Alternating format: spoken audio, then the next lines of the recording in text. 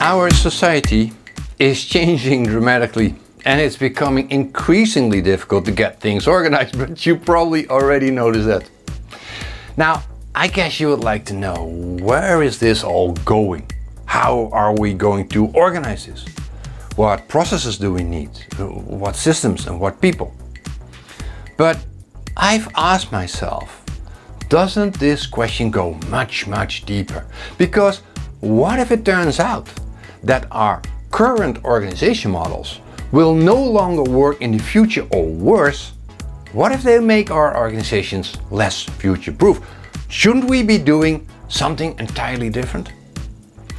Now, I don't claim to have all the answers, of course not, but I promise you, after this presentation, you'll have an entirely different view on our current way of organizing. My name is Evert. I'm a keynote speaker, a strategy consultant, and most of my professional life revolves around strategy, organization, technology, innovation, sustainability, etc. I'm a guest lecturer at the Nijrode Business University, and I'm a founder of Swarm Organization. In 2020, I published my book Swarm Organization, which is about the power of self-organizing systems. Now, this story is about what I've experienced in my career and what ideas I got out of it. So allow me a little snapshot of my background. I've spent something like 20 years in senior management of telecommunications and IT. I'm actually one of the guys that helped build the internet. Now, in 2001, the internet bubble burst. You maybe remember that, and I decided I had enough of it and started following my passion. I became a professional underwater wildlife cameraman. I participated in several documentaries about the state of our oceans. I traveled the world from Micronesia to the Galapagos, and I truly never expected that my passion for diving in the underwater world would show me a new way of organizing for the future. And that aha moment came in 2008 during the filming of the documentary See the Truth. We encountered a bait bowl, which is a school of 10,000s of fish. Suddenly, this question popped in my mind. Who's controlling all of this? And I literally put down the camera and looked above the school to see where are the guys with the suits and the spreadsheets, the managers. And of course, they were not there. How is this possible? How can 25,000 fish organize this? I mean, these animals have the IQ of a peanut.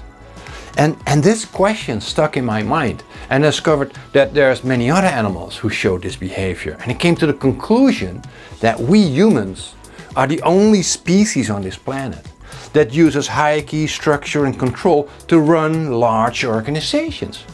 Why? Because if a simple fish can do this with so much harmony and success, what's our excuse? Now, you probably want to know, why is this all relevant now for our organizations? Now, this era we live in is characterized by an extreme increase in change. These changes are bigger, they're more diverse, they come more often, they come faster. Just look at this, right? We have to go to an energy transition because we need to save the planet. There's too much people on the planet, and that's why we need new social development goals. All of a sudden we have to go vertical farming and use quantum computers, whatever that means. We all need robots, and according to Mr. Elon Musk, we have to go live on Mars. And of course, the elephant in the room, artificial intelligence. Pandora's box, the miracle potion that's going to solve all of our problems, and it will do it 1,000 times faster than before. Something tells me that's not going to help. But either way, history shows us that big changes often lead to new societal eras. These eras come in waves that follow each other ever faster. Thus, change follows an exponential curve. However, we humans have great difficulty keeping up with all of this, and therefore our adaptation follows a logarithmic curve. And you can see where this is going. This creates a so-called adaptation gap, a phenomenon known as Martek's law. And it causes all kinds of mismatches in value change, stakeholder interest and societal problems. Now, if we take this all together, we see that many organizations, especially the larger ones, struggle to innovate. They have trouble adapting to the fast-changing environment and organize the complexity. They show a growing disconnect with their stakeholders and they fail to improve employee involvement. They can't get enough people in. Conclusion: the adaptation gap degrades organization performance and future resilience. It jeopardizes their continuity. And then to think that the real changes have not even started. In a recent interview, Tesla CEO Elon Musk announced that he is shifting his focus from making cars to AI robots. When a titan of industry makes such a remarkable statement, it begs the question, why? In our traditional view, robots are suitable for low-skilled, dirty, heavy, dangerous and monotonous jobs. However, with the rapid advancement of AI technology, robots are evolving into intelligent, efficient entities that will soon outperform humans in creative, administrative, and even managerial roles. One day, the CEO of a company or the president of a country could be a robot. While some welcome this development, others point out that it comes with profound and even dire implications. Experts predict that within a mere 25 years, AI-driven robots could take over 60% of all jobs, leaving many people without livelihoods. Given this grim forecast, why would Musk promote such development? Why would anyone promote the eradication of his or her own revenue-creating capacity? The answer is simple: money. Consider the economics. With an income of $45,000 and a maximum of 1,600 workable hours annually, the average human employee costs $30 per hour. In contrast, an android robot would roughly cost $200,000 spread over a decade.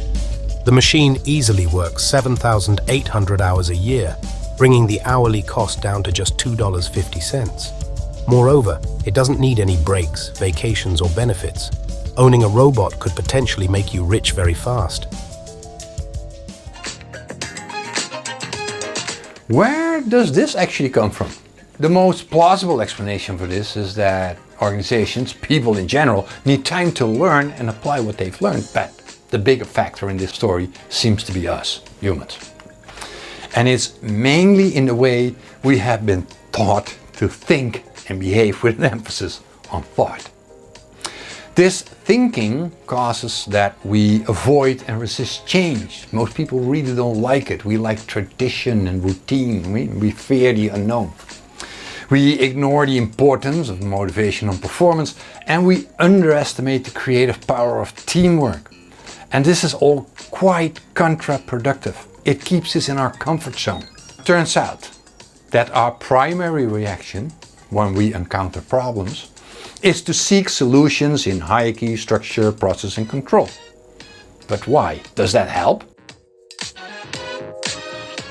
The primary function of structure is to resist change. And that's great in a stable environment, but exactly what we don't need right now. In other words, we try to solve the problems of the 21st century with a mindset and a behavior of the industrial age. This thinking inhibits fast adaptation. It makes us miss opportunities. Clearly, we are the problem. Can't this be done better? Is there no alternative for this 20th century thinking? Where do we find that? What does it look like? Well, I think there is. And we can just copy it from nature. It's called self-organization. Nature organizes large groups in self-organizing swarms, and these are the most flexible, efficient and sustainable organizations that we know of. Question is swarm organization really that much better? This is what scientists claim. The phenomenon of swarm organization makes them immensely connected, innovative and adaptive. It creates swarm intelligence. Wisdom of the crowd. It makes them more intelligent. It creates the right behavior for any situation at any moment. They thrive in volatile environments and they are 99% effective and efficient. And I like to see any human organization that dares to claim this. Now, question is, could self-organization be the answer to the huge changes in society? I'm convinced it is. Well, this is what we have now. Hierarchical organization, centralized and static. They are sustained through projection of power and punishment. They are intolerant, fear-based and codependent. They are in essence degenerative. This is where we have to go. Heterarchic, flexible, distributed. Sustained through common goals, distributed leadership and open communications. These organizations are empowering, supportive, mutual beneficent. They are vitalizing. Now, I hear you think, great Evert, but how are we going to do this with whatever 100,000 people that don't even live in the same country? That sounds like a lot of work, and it would be if it weren't for modern technology. The same technology that creates all these exponential changes now also makes this possible, and it already exists, and we call them DAOs. In today's world of exponential change, organizations are evolving, and DAOs, or decentralized autonomous organizations, are leading the charge. A DAO is a digital networked self-organizing collective that operates without fixed structure, process, or centralized leadership. Instead of having a CEO that makes decisions, control is distributed among its members through blockchain technology. DAOs are powered by so-called smart contracts. These are self-executing agreements written into code. They define the purpose, roles, and tasks of an organization and automatically enforce decisions based on member voting. Members of a DAO typically hold a voting token, which represents voting power. Members can allocate these to certain voting proposals and so influence the policies and direction of the organization. But unlike traditional organizations, every decision is recorded fully transparent on the blockchain for everyone to see. From commercial investments to project development, or NGOs to state government, DAOs can be used for almost any type of collective purpose, collaboration, and decision-making. With no single leader and full transparency, DAOs empower collectives to build and govern projects from the ground up. Future-proof organizations will probably be autonomous and decentralized. Welcome to the era of self-organization. Decentralized autonomous organizations. These are artificial intelligence interaction platforms driven by self-organization principles. What must we know? There are three focus areas. Number one, self-organization requires the acceptance of a new organizational narrative, and we base that on natural swarm behavior. Number two, it also requires a different structure, an organization defined in three-dimensional cells or flexible spheres. But above all, it requires a new way of thinking and behaving, a change in our mindset.